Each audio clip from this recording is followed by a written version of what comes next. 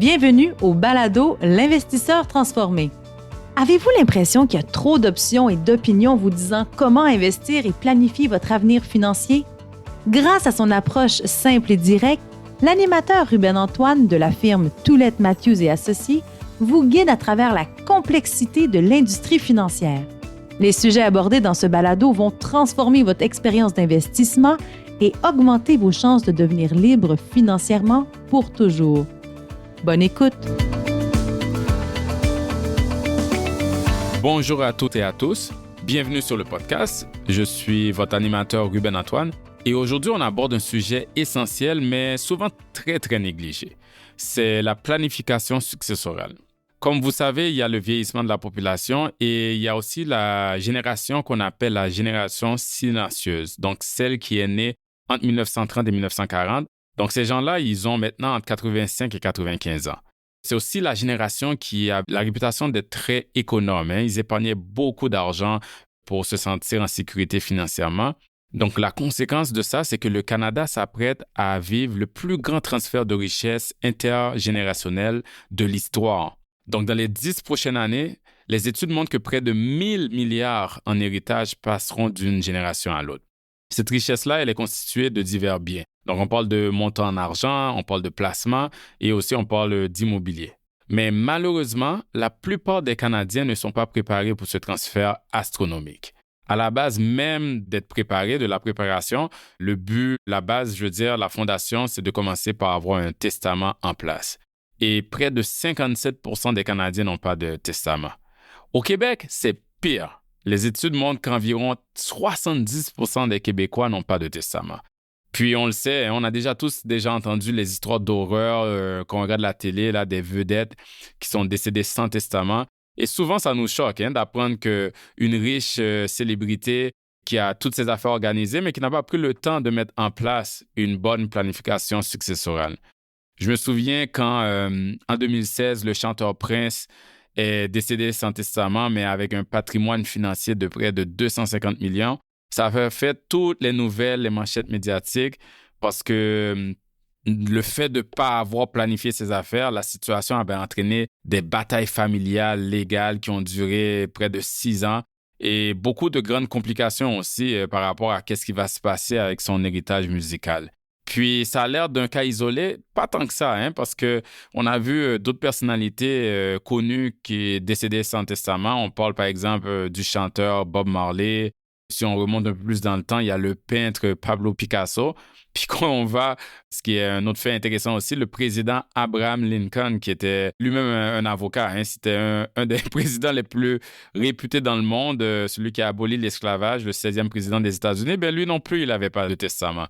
Donc, on comprend que c'est quand même un sujet d'une grande importance qui fait partie intégrante de la gestion de patrimoine que nous faisons avec nos clients. Et on voulait l'aborder sur le podcast parce qu'encore trop de Québécois, trop de Canadiens meurent sans testament et puis avec ça, ils laissent leurs enfants, leurs héritiers et leurs biens dans l'incertitude.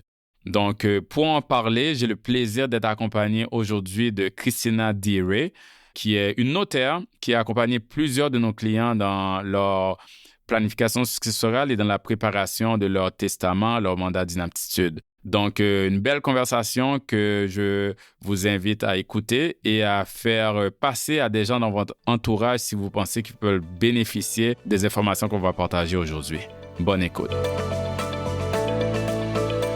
Bonjour Christina et bienvenue sur le podcast L'Investisseur transformé. Bonjour. Christina, avant qu'on rentre dans le vif du sujet, moi et toi, on se connaît quand même très bien, mais j'aimerais que l'audience puisse savoir qui tu es. Donc, parle-nous un peu de toi. Bien sûr, donc je suis notaire à Kirkland, dans le même édifice que votre bureau. Ça fait 10 ans que je pratique cet été. C'est une pratique traditionnelle, générale, testament, mandat, succession, l'immobilier, refinancement, achat de propriété. J'ai grandi dans le West Island et maintenant je travaille ici. Exact, Christina. Écoute, moi, il y a une chose que je peux dire, c'est que tu fais un travail formidable avec nos clients. On travaille sur beaucoup de dossiers ensemble et toute l'équipe, on a vraiment une belle collaboration avec toi. Juste pour que les auditeurs puissent comprendre un peu comment un gestionnaire de patrimoine financier, gestionnaire de portefeuille comme nous, comment on travaille avec une notaire comme toi, Christina. Nous, de notre côté, on gère quand même une grande partie de la vie financière et fiscale de nos clients. Donc, on connaît très bien leur situation personnelle. On connaît aussi des fois certaines motivations derrière des structures familiales. Vu qu'on rentre dans différents sujets, des fois, on a des informations très personnelles sur nos clients, hein, des dynamiques familiales particulières à prendre en compte. Ça peut être des problèmes dans les familles qu'on peut voir, par exemple, des problèmes de dette ou des enfants handicapés. Donc, ça fait que il y a beaucoup de ces circonstances-là qui peuvent avoir un impact sur la façon que le testament est mis en place. Puis, vu qu'on est au courant de ces informations-là, ça permet d'avoir des discussions autour de ça avant même que les clients aillent voir une notaire comme toi. Puis après, nous, on peut collaborer ensemble pour mettre le bon document en place. Et en plus de ton regard légal sur toute la situation des clients dans l'aspect de mettre leur testament en place, nous, on ajoute aussi un regard fiscal parce que comme les gens le savent ou ne le savent pas, il peut avoir une grande facture fiscale au décès. Donc, le fait de pouvoir collaborer avec toi là-dessus, ça fait qu'on accompagne mieux le client dans la préparation de son testament, mais aussi de son mandat. Et des fois, il faut mettre d'autres structures en place, des fiducies, etc., pour que ça vienne non seulement représenter les souhaits du client, mais aussi éviter des mauvaises surprises dans la transmission du patrimoine financier. Donc, je trouve que c'est vraiment une belle collaboration, une belle synergie qu'on a ensemble. Et puis, justement, aujourd'hui, on va parler de testament, de planification successorale, mais de testament pour être plus particulier, pour être plus clair. Donc, Christina, on va commencer. Quand on parle de planification successorale, la première question que des fois les gens se posent, c'est qui devrait penser à faire un testament? Parce que des fois, on pense que un testament, c'est réservé pour les personnes âgées ou des fois, on entend même les gens dire c'est les gens riches, les personnes fortunées qui devraient mettre un testament en place. Mais je te pose la question, qui devrait penser à faire un testament? C'est une bonne question. Dans le fond, c'est pas juste les personnes âgées ou très fortunées. Tout le monde devrait avoir un testament. Dès qu'on est majeur, on peut faire un testament si on est mineur. Dès qu'on est majeur et qu'on est propriétaire de biens immobiliers, ça devient plus important. Aussi, quand on est marié et on a des enfants mineurs, ça vient affecter les choses parce que si on décède et on a des enfants mineurs qui héritent, il faut gérer dans le testament qui va administrer l'argent pour l'enfant. Si on n'a pas de structure en place pour ça, ça devient très compliqué. Si on n'est pas marié, on est conjoint de fait, c'est quelque chose au Québec qui n'est pas toujours connu, qu'on n'a pas les mêmes droits en tant que conjoint de fait versus les conjoints mariés. Et sans testament, le conjoint de fait ne reçoit rien. Hey boy, c'est important ça à savoir parce que le Québec, c'est le champion des couples non mariés là, au Canada et même dans le monde à un certain point. Exactement. Donc, tout irait aux enfants, ce qui laisserait le conjoint survivant sans notre héritage.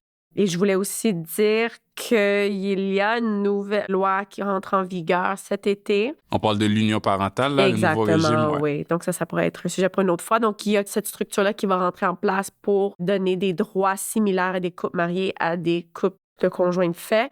Mais la condition, c'est s'ils ont un enfant.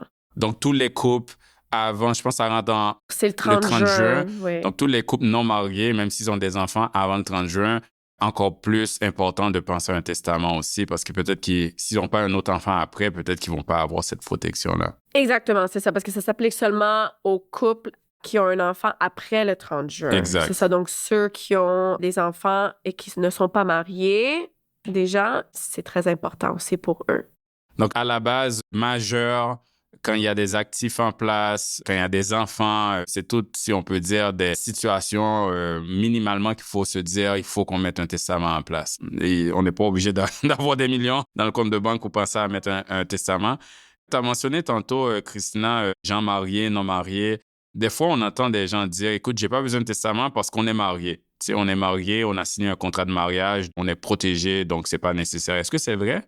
Non. Donc, les couples mariés, si vous n'avez pas de testament, c'est pas 100% de nos biens automatiquement qui vont à notre conjoint. La loi dit que ça lirait 1/3 au conjoint et 2/3 aux enfants. Donc, il faut prendre ça en compte que seulement 1/3 de nos biens iraient à notre conjoint. Ça devient compliqué quand on est copropriétaire d'une maison. Là, nos enfants vont devenir 2/3 propriétaires de notre part. S'ils sont mineurs, c'est encore plus compliqué. Pour cette raison-là, on dit que tout le monde doit avoir un testament, marié ou non. Et aussi, on peut parler des fois des couples plus âgés qui ont des contrats de mariage où il y avait des clauses de donation dans le contrat de mariage. On ne voit plus ces clauses-là dans les contrats de mariage. C'était comme une vieille habitude qu'ils faisaient avant. Et ça remplaçait un peu le testament, mais c'est pas du tout aussi élaboré qu'avoir un testament où on vient mettre en place les structures pour les enfants mineurs et vraiment nommer c'est qui le liquidateur. Il y a beaucoup plus de détails dans un testament.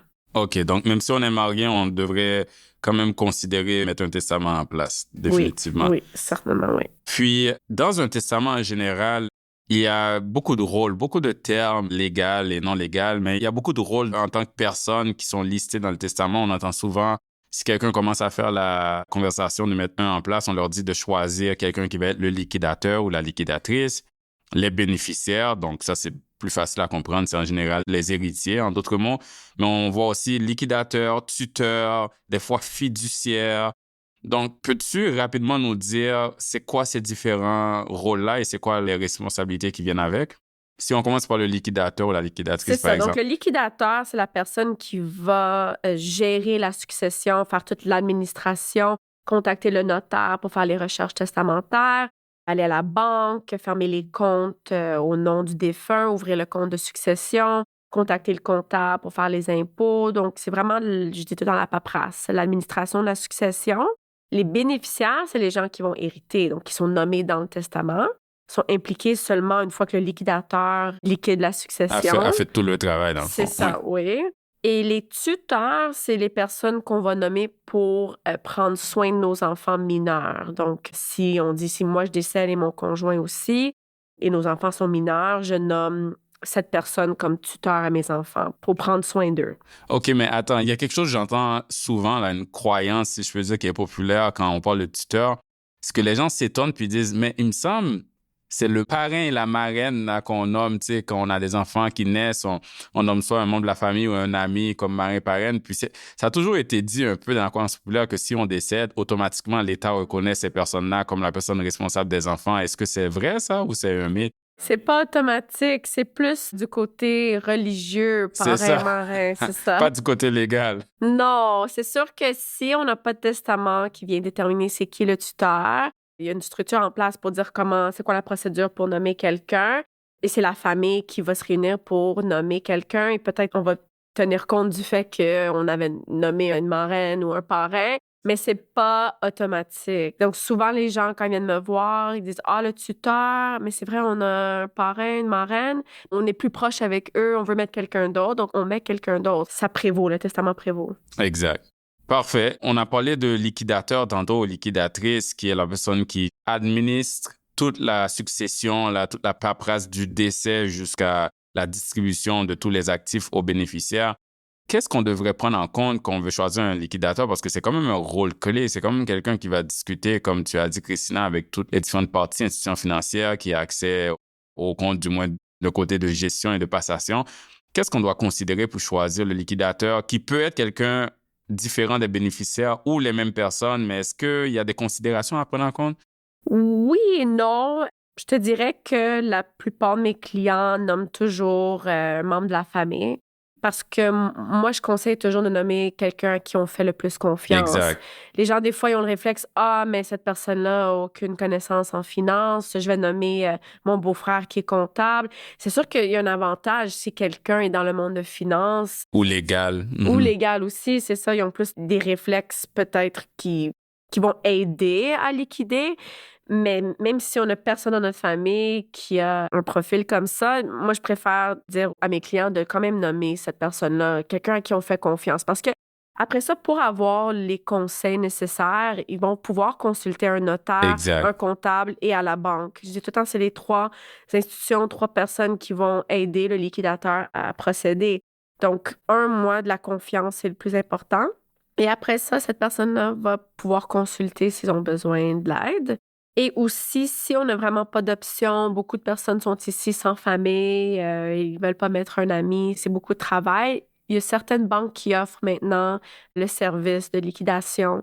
Donc, c'est sûr qu'il y a un frais pour ça. Et en général, le frais, c'est un pourcentage de l'actif. Exactement. Et ça peut aller jusqu'à 5% de l'actif, mais des fois, on n'a pas le choix. Des fois, on n'a pas le choix. Si on n'a personne. C'est ça. Si on n'a personne ou si on a des enfants qui ne s'entendent pas bien ou pas d'enfants à notre famille. Les enfants sont trop jeunes. Oui, ouais. c'est ça. Donc, de plus en plus, je le vois avec mes clients, mais sinon, je dirais pas que s'il y a vraiment des critères spécifiques, là. C'est sûr qu'on veut quelqu'un qui est organisé, à qui on fait confiance. Oui, exact. Et comme tu l'as dit, nous, on l'a vu avec le vieillissement de la population, veut ou pas, nos clients vieillissent aussi, puis ils commencent à avoir malheureusement des gens qui décèdent. Donc, en tant que professionnel, on accompagne beaucoup et tu nous as aidés aussi dans plusieurs successions. On accompagne nos clients qui agissent à titre de liquidateur, liquidatrice dans le processus. Donc, c'est définitivement, ils peuvent aller chercher de l'aide d'un professionnel, le liquidateur, la liquidatrice.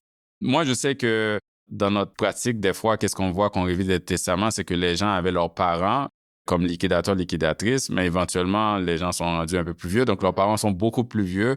Donc, c'est sûr qu'on leur dit de penser s'il y a quelqu'un d'autre plus jeune parce que peut-être que leurs parents vont décéder avant eux. Donc, c'est bon aussi d'avoir différents niveaux de liquidateurs. Oui, des substituts. Exact. J'aime mettre 2 substituts parce que les gens, parfois, ils veulent mettre leurs parents. Ils disent, ah, mais dans 15 ans, peut-être qu'ils seront trop âgés.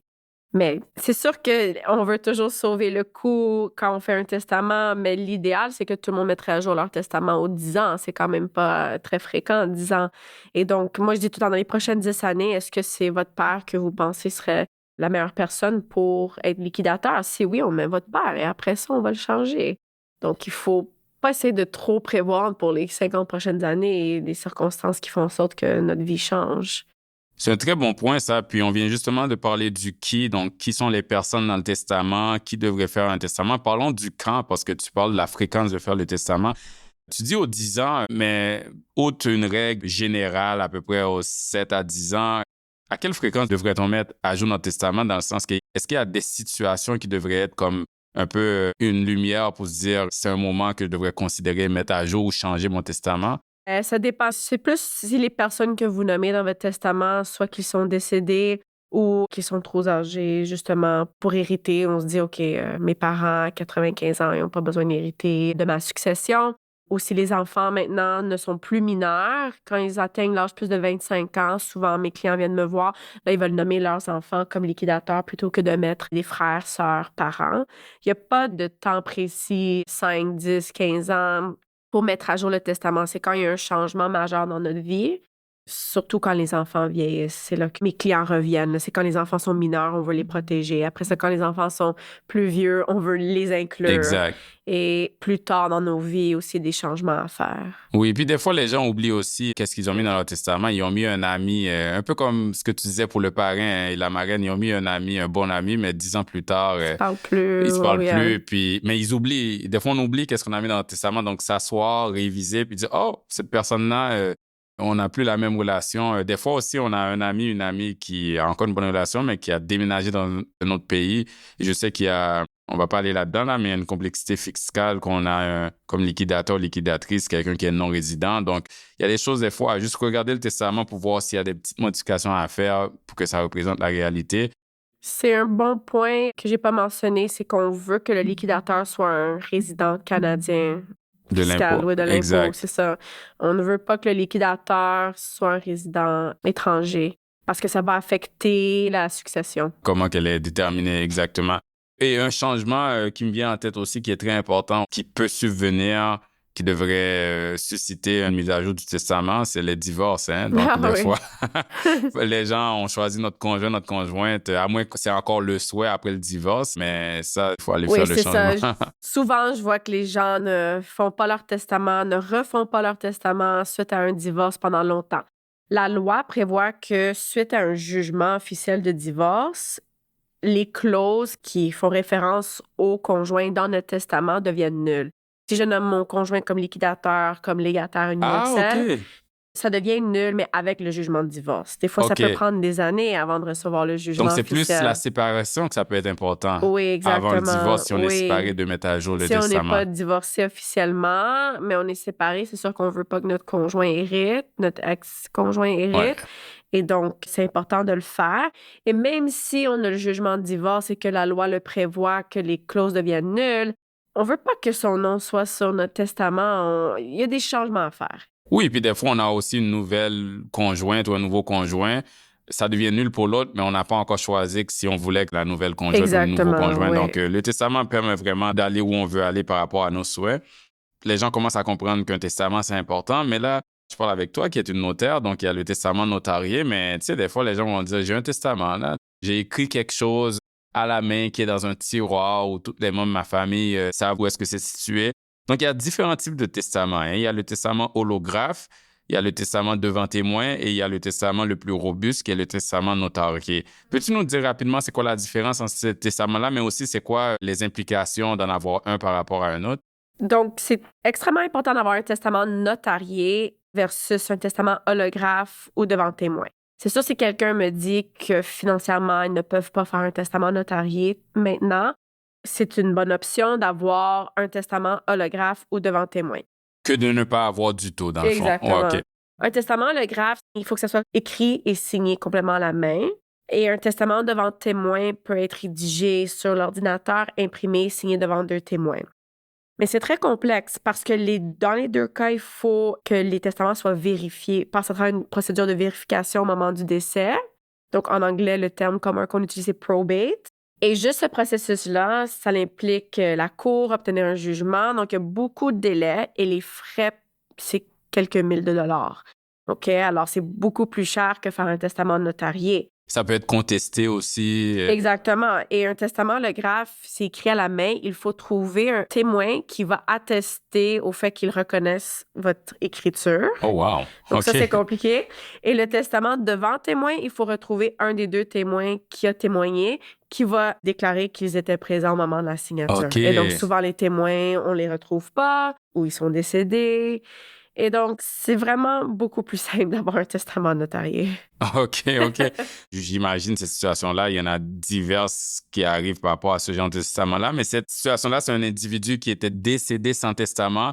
Et bon, quand ça arrive, la loi stipule comment les actifs doivent être répartis, le code civil, quand il n'y a pas de testament. Mais dans ce cas-là, cette personne avait une maison qui, selon la loi, devait être léguée parce qu'il n'y avait pas de testament, 50% à sa sœur et 25% à sa mère et un autre 25% à son père. Mais devine quoi donc, la mère, elle a décidé de contester cette répartition des biens parce qu'elle a affirmé que son fils qui est décédé avait un testament holographe juste quelques jours avant sa mort. Puis, comme par hasard, dans ce testament holographe-là, ça disait que tous les biens allaient à la mère. Ce qui est arrivé, c'est que cela a créé des conflits, ils se sont retrouvés devant les tribunaux. Et c'est sûr qu'après les relations familiales, oublie ça, là, les parties de Noël. Là. Mais en gros, là, juste pour conclure cette situation-là, c'est que le tribunal a prouvé que la mère avait un peu forgé une lettre. Puis, écoute, là, ça n'a pas marché ce qu'elle essayait d'avoir. Mais c'est une situation qui montre, comme tu viens de le dire, que c'est vraiment le testament qui peut être questionné quand même, mais qui est le plus robuste, c'est le testament notarié. Oui, là. Ça, c'est très difficile de contester un testament notarié. La seule façon, c'est de prouver que la personne, elle était inapte au moment de la signature. OK.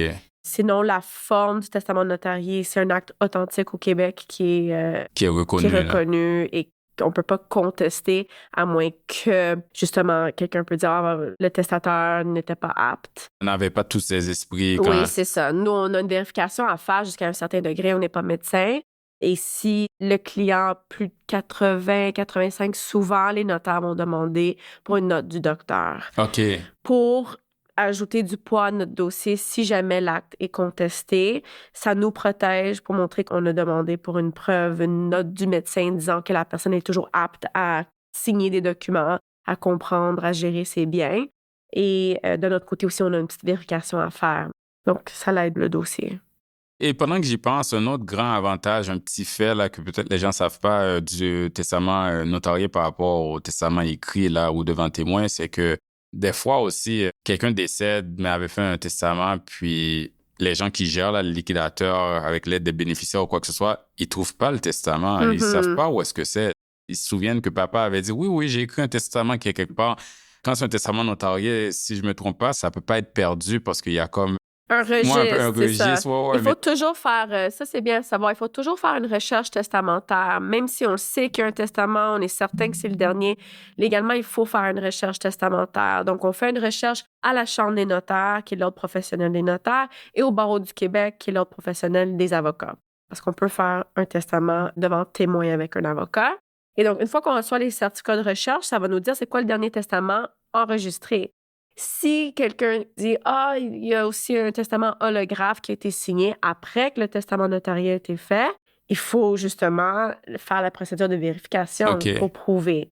Au moins, nous, on a un registre. Donc, même si on ne trouve pas, si les enfants disent « J'ai aucune idée si mes parents ont fait un testament ». Si on n'a pas de copie aussi.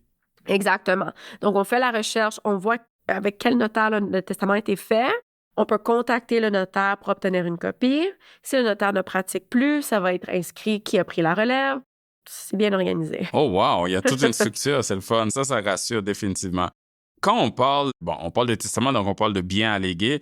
Des fois, quand on pense bien, il y a toutes les questions d'argent, mais il y a aussi des fois des dynamiques familiales. En prenant en compte qu'on met un testament en place, qu'est-ce que tu veux nous dire là-dessus? Une chose qui me vient en tête, c'est vraiment les couples reconstitués. Donc, on s'est remariés et chacun de notre côté, chaque conjoint a des enfants d'un premier mariage. C'est un peu complexe quand j'ai des clients avec cette situation-là, mais c'est très commun aujourd'hui. Il faut y penser. Il faut penser de faire un testament. Parce que qu'est-ce qu'on fait avec les biens? Si on lègue tout à notre conjoint, est-ce que lui ou elle va ensuite remettre à son décès à nos enfants, à nous, ou juste à ses enfants, à lui? Oh, ouais. Donc, il faut faire attention. C'est vraiment quelque chose à penser. Il faut penser peut-être je vais laisser mes investissements à mes enfants, je vais laisser la maison à mon conjoint. Souvent, on laisse notre part dans la maison. On va dire mon conjoint a un droit d'usage pour continuer à vivre dans la maison, mais le titre va rester à mes enfants, mais mon conjoint peut continuer à vivre jusqu'à temps qu'il veut ou pour 20 ans. C'est des points à discuter au moment de la rencontre. Mais c'est ça qui est le fun parce qu'on voit que le testament, c'est un outil qui est vraiment important dans ce cas-là parce que c'est pas juste une question de nommer nos héritiers et puis qui va gérer le tout, mais ça peut permettre aussi de diriger le quand et le comment ça va être distribué. Revenons, Christina, du point de vue du liquidateur parce que c'est quand même un rôle clé dans toute cette passation de biens. On s'entend qu'en général, les actifs sont distribués aux bénéficiaires une fois les dettes réglées, les déclarations fiscales produites. Il faut même appliquer et recevoir du gouvernement un certificat de décharge qui montre qu'il n'y a rien qui n'est dû aux autorités fiscales. Puis après, le testament peut permettre aussi ensuite de décider quand distribuer les actifs, justement. Soit distribuer le tout d'un coup aux bénéficiaires ou de reporter une partie. Dans quelle situation tu vois que des parents, par exemple, pourraient décider de ne pas tout remettre à leurs bénéficiaires, de reporter une partie? Quand est-ce qu'ils vont recevoir l'argent dans le futur? 99% des cas, c'est pour des enfants mineurs. Et même, je suggère de prolonger l'administration passé 18 ans. Entre 21 et 25, mes clients souvent vont dire, OK, à 23, mes enfants peuvent avoir la part que je leur ai laissée. Il y a de la flexibilité dans le sens que la personne qu'on va nommer pour gérer l'argent peut remettre l'argent avant 23 ans pour l'école, pour une activité. Donc, c'est pas on dit 30 ans et l'enfant va avoir aucune somme d'argent jusqu'à 30 ans. On veut que l'argent soit utilisé pour que l'enfant puisse continuer à étudier, à vivre. S'il veut acheter une maison, il pourrait demander à l'administrateur du compte, est-ce que je pourrais avoir l'argent pour la mise de fonds? Donc, il y a la flexibilité. Il y a la structure d'une fiducie aussi. Moi, j'en fais pas. J'ai pas l'expérience pour ça. Je suggère de toujours faire affaire avec un notaire qui en fait souvent et qui a l'expérience pour les testaments fiduciaires. Et on suggère de faire une fiducie. C'est une structure qui est plus sévère dans le sens qu'il y a peut-être moins de flexibilité et on ne peut pas contester une fiducie. Donc, si on a un enfant, justement, qui a un handicap ou qui a des problèmes de jeu ou de drogue, on veut vraiment éviter qu'il puisse avoir accès à l'argent ou qu'il peut contester. On va créer une fiducie. Donc, c'est vraiment le fiduciaire qui va décider comment gérer l'argent de cette personne-là et quand lui distribuer de l'argent selon ses besoins. L'autre option, le seul désavantage, c'est que l'argent appartient à l'enfant. C'est une administration post-liquidation. Le liquidateur, il a fini la liquidation, il prend l'argent, il ouvre un compte à la banque au nom de l'enfant. Donc, c'est la propriété de ce compte-là, c'est à l'enfant, mais géré par le liquidateur qui est devenu l'administrateur du compte. Si jamais l'enfant voulait contester un jour pour dire « c'est à moi, je veux avoir accès à l'argent complet », on nous dit que ça pourrait être possible, mais la fiducie, c'est une entité à part. C'est comme une compagnie. C'est vraiment une entité juridique séparée, donc on ne peut jamais contester une fiducie. Donc, il y a plus de protection des actifs avec une fiducie. Exactement. Pour monsieur, madame, tout le monde, comme je disais toujours, l'administration post-liquidation que moi j'utilise, c'est ce qu'on veut. On veut juste une petite protection pour s'assurer que l'argent n'est pas dépensé en une fois. Oui, c'est important ça parce qu'on travaille des fois avec des clients qui ont accumulé un grand patrimoine financier Puis moi, je dois t'avouer, Christina, si je recevais des millions à 23 ans, là, je sais pas, moi, je trouve 23 ans, en tout cas, pour moi, personnellement, même 23 ans, ça serait trop tôt, là. Oh my God! Peut-être que t'étais pas si responsable. Je suis devenu plus responsable avec maturité, mais à 23 ans, là, ça faisait le party à peu près. Mais je le vois des fois dans la clientèle qu'on sert. Je veux dire, chaque parent connaît leur enfant. Hein. Certains enfants sont beaucoup plus matures et responsables plutôt que d'autres. Mais je le vois, ça revient à ce que je disais tantôt, qu'on connaît très bien la situation du client et ses dynamiques familiales. Des fois, on va recommander à un parent, ces enfants-là, peut-être que la distribution devrait commencer plus à 25 ans, on va dire un tiers, puis un tiers à 30 ans. Mais il y en a, c'est plus jeune. Donc, ça dépend vraiment de chaque famille et de chaque enfant. Une question que je trouve très pertinente dans le monde qu'on vit aujourd'hui, Christina, parce qu'on parle beaucoup de biens. Hein, puis quand on parle de biens allégués, c'est sûr qu'on pense les biens immobiliers, la résidence principale, les placements, l'argent, mais même les biens personnels, là, les bijoux, etc. Mais avec toute la technologie, là, le monde numérique dans lequel on vit maintenant, il y a tous les actifs en ligne. Donc, il y a les crypto-monnaies et tout, mais je parle aussi des points de fidélité. Des fois, il y a des gens qui ont un compte de médias sociaux qui est devenu un actif, hein, s'ils ont des personnes qui les suivent, puis ça génère certains revenus. Donc, comment de nos jours les testaments se sont adaptés ou les personnes comme toi, les professionnels, pour accompagner les clients par rapport à la passation de leurs biens virtuels, si je peux dire? C'est bien, nos modèles, ils s'adaptent toujours avec la réalité de nos jours. On veut inclure des clauses pour faire référence à nos comptes de médias sociaux. Je t'avouerais que je ne l'ai pas fait encore, mais c'est quelque chose auquel j'ai pensé pour montrer que si je décède, mon liquidateur a accès au compte, pour fermer les comptes, pour peu importe. Ce que je suggère toujours, c'est que nous, on ne met pas tous les détails de ce que vous avez comme bien dans votre testament. Donc, on ne liste pas c'est quoi les comptes de banque, combien d'argent vous avez dans le compte de banque, parce que ça change. Il faudrait toujours mettre à jour le testament. Alors, c'est très important de garder un inventaire de nos biens attachés au testament, qui est fait par nous-mêmes, et on peut le mettre à jour nous-mêmes chaque fois qu'il y a un changement. Dans cette liste-là, on mettrait, si on a de l'argent, la crypto-monnaie, des assurances-vie aussi. Parce qu'avant, un liquidateur, il se présentait à la propriété du défunt, il collectait la poste et il regardait c'était quoi les états de compte, quelle banque le défunt était avec. Aujourd'hui, on c'est recevait rare. Des relevés pour tout avant. Exactement. Ouais. Là, les relevés, les gens les reçoivent par courrier, sont en ligne. Donc, on ne peut pas nécessairement savoir qu'est-ce que la personne avait comme bien, quel compte de banque. Alors, c'est très important de garder un inventaire et une liste avec les mots de passe. Pour tous les comptes qu'on a aujourd'hui, ça serait idéal, mais où garder cette liste protégée? Oui, parce que les gens en technologie nous disent de ne pas garder une liste, c'est dangereux, mais en même temps, il y a toujours des avantages et inconvénients de chaque approche. Hein. Il faut, dans la famille, avoir peut-être un petit système en place, qu'est-ce qui arrive pour les mots de passe. Je suis pas très avancée en technologie, mais ça serait quelque chose à regarder. Définitivement. Donc, il faut avoir une structure puis informer minimalement aux gens de confiance où sont situées les choses et comment y avoir accès, etc. C'est ça. Si on pense maintenant à l'endroit où l'on est situé, donc si on vit au Québec, on comprend c'est simple, il y a des notaires, il y a un système en place. Puis si nos actifs sont au Québec aussi, c'est beaucoup plus simple. Mais qu'est-ce qu'il y en a si on a des actifs ailleurs? On le voit ici, là, il y a des retraités des fois qui ont un condo aux États-Unis ou des actifs dans d'autres pays. Comment prendre ça en compte? Dans un monde idéal, je dis toujours à mes clients, le testament fait ici au Québec, c'est pour les biens au Québec. Dès que vous avez des biens ailleurs, faites le testament dans ce pays, dans cet État-là. Comme beaucoup de gens ont des condos en Floride, il faut avoir un testament en Floride. Donc, même si le testament au Québec mentionne tous mes actifs sont légaux à cette personne-là, faut... Oui, parce qu'il va y avoir une procédure en Floride. Est-ce qu'ils vont vraiment reconnaître, je connais pas la procédure là-bas, mais est-ce qu'ils vont reconnaître le testament fait ici? De un, s'il est en français, ça va être toute une autre complication. Exact.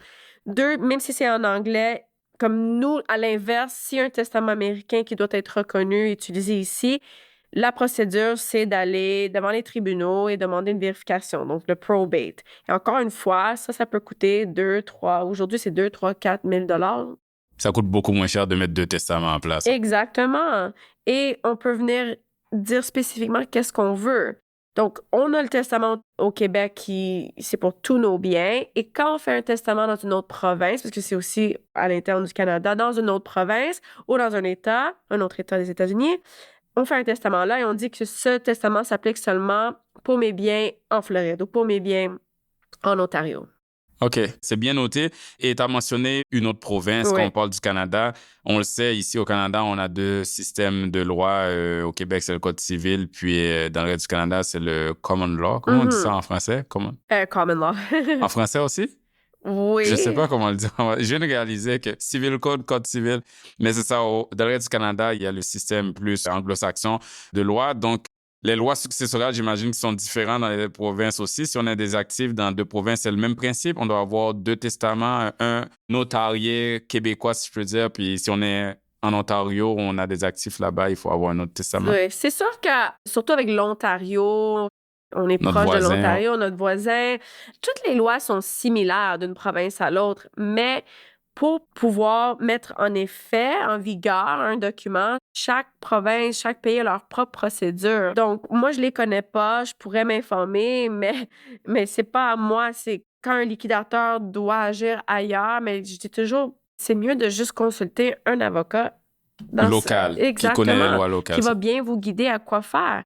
Et donc, ils vont expliquer qu'il y a toute une procédure à faire. Donc, faire un testament, c'est sûr que c'est avec un avocat dans les autres provinces, parce que les notaires, c'est seulement au Québec, mais peut-être les frais sont un peu plus, mais même à ça, c'est pas aussi cher que si on compare à c'est quoi la procédure pour faire reconnaître le testament québécois en Ontario, en Colombie-Britannique. OK. Là, on est rendu qu'il faut faire, pour ceux qui ont une situation un peu plus complexe, plusieurs testaments. Mais en général, revenons à la base, à avoir un testament. Pourquoi? Pourquoi c'est aussi important? Parce qu'il y a beaucoup de personnes qui voient ça comme complexe là, de mettre ça en place. Tout le monde, a peur de venir me voir. Ah, je voulais pas venir te voir.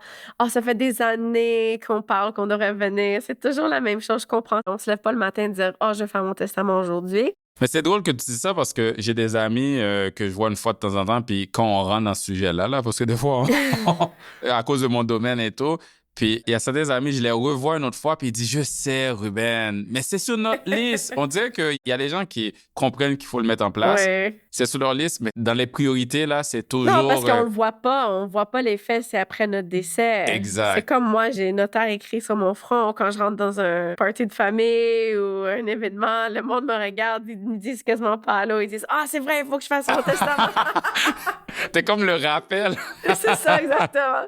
Je sais, Christina, je sais. Oui, j'ai rien à dire. Ouais.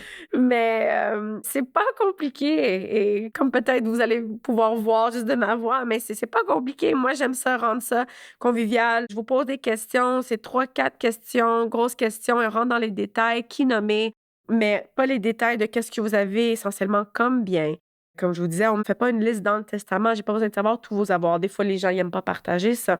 Moi, je pose pas la question. Je suis pas planificatrice. Financière, exactement. C'est pas mon domaine. C'est sûr qu'il y a des conséquences fiscales à laisser des biens, des fois, à certaines personnes. Mais nous, il y a une clause standard pour les REER, les CELI. On veut que ça soit transféré au conjoint. Il n'y a pas d'impact fiscal. Nous, on met ça dans le testament. Et après ça, on garde ça général. J'essaie de garder l'atmosphère très léger quand on discute. C'est une rencontre d'environ 45 minutes et ça n'a pas besoin d'être compliqué. Écoute, Christina, moi, je sais, j'ai fait mes testaments, moi et ma conjointe avec toi. Donc, j'atteste de justement cet environnement accueillant, convivial que tu crées. C'était une belle expérience.